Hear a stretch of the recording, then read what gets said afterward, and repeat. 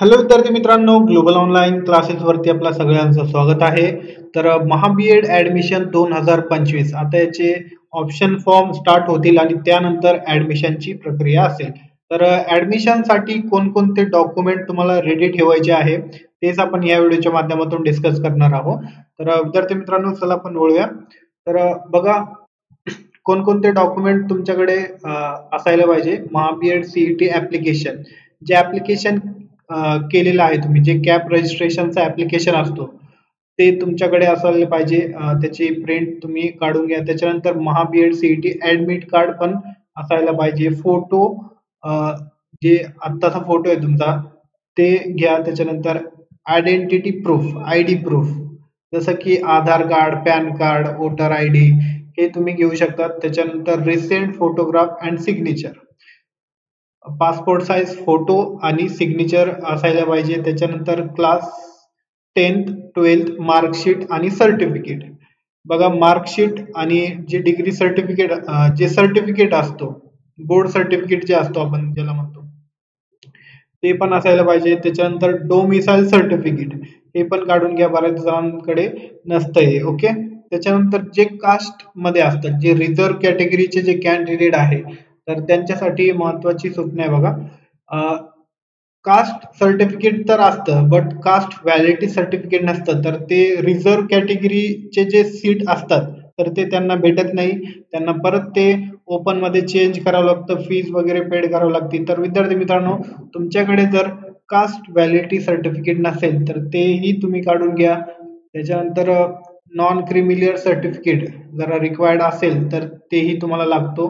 Caste certificate, non creamy layer आणि caste validity certificate हे 3 गोष्टी लागतात रिझर्व्ह कॅटेगरीचे स्टुडंटसाठी. ओके.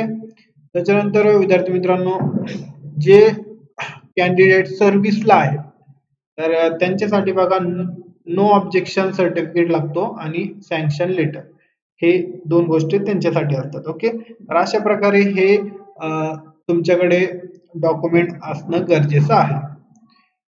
आणि जे विद्यार्थी ग्रॅज्युएशनच्या नंतर, पोस्ट ग्रॅज्युएशनच्या नंतर घेत आहे, ऍडमिशन घेत आहे, तर त्यांच्याकडे ग्रॅज्युएशनची जी डिग्री आहे तर ते, त्याच्यानंतर मार्कशीट वगैरे ते सगळं लागतं. पोस्ट ग्रॅज्युएशन नंतर जर घेत असाल तुम्ही ऍडमिशन तर तेही तुम्हाला लागेल, त्याची डिग्री, त्याच्यानंतर डिग्री सर्टिफिकेट, त्याच्यानंतर डॉक्युमेंट, रिझल्ट वगैरे. ओके. तर अशा प्रकारे विद्यार्थी मित्रांनो हे काही डॉक्युमेंट आहे. आणि जे विद्यार्थी 2026 साठी प्रिपरेशन करत आहे, आता कॉम्पिटिशन खूप वाढलेलं आहे, तुम्ही बघत असाल. तर विद्यार्थी मित्रांनो, तुमच्यासाठी 2026 साठी आपण बॅच चालू केलेली आहे. तर त्यामध्ये डेली लाईव्ह लेक्चर तुमचा होतो ऍप वरती. त्याच्यानंतर full syllabus, mock test, notes तुम्हाला प्रोव्हाइड केल्या जातात, एमसीक्यू सिरीज, पीवायक्यूज, आणि हे सगळं काही मराठी आणि इंग्लिश हे दोन्ही मध्ये अवेलेबल आहे, लेक्चर ही आणि स्टडी मटेरियल पण. ओके. तुम्ही जर कोर्स जॉईन केला तर इझिली तुम्ही 90+ आमच्याकडे जातात. ओके. आणि 90+ गेला तुम्ही तर कोणताही तुम्हाला गव्हर्नमेंट कॉलेज, चांगला कॉलेज तुम्हाला भेटतो.